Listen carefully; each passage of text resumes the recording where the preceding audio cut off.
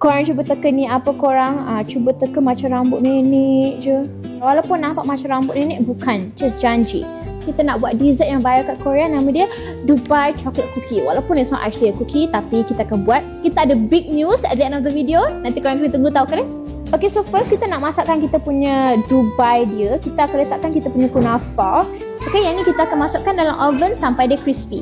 Sekarang kita masukkan butter. I make sure to put a lot of butter sebab just tak suka bila dia melekat to the sides. So sekarang kita akan masukkan marshmallows. Just actually recommend kalau korang guna mini marshmallows lah, sebab kalau guna marshmallows yang besar tu dia susah nak blend. Sekarang this is what makes it chocolate lah. Kita akan letak kita punya cocoa powder. Sekarang kita punya kunafa ni dah siap. Kita akan lipat macam ni sebab bawah dia panas. Okay, so sekarang kita akan letakkan kita punya pistachio paste. Kita akan gaulkan sampai dia menjadi sebati. Okay guys, so sekarang kita punya ni dah siap. Usually orang tinggalkan, tapi I find it easier bila kita tuang macam ni.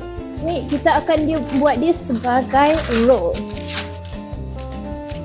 Kita akan masukkan dekat dalam kita punya dough. Okay, untuk final step kita punya Dubai chocolate cookie ni adalah korang kena gulit-gulitkan di dalam chocolate powder.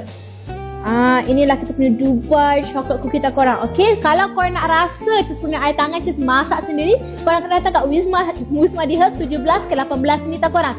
Just akan jual, korang membeli. Okay, just jangan just buat sendiri. Kalau tak kita buat video just buat sendiri. Okay, jangan lupa tak korang datang ke 17 ke 18 untuk beli just punya Dubai chocolate cookie. Bye bye.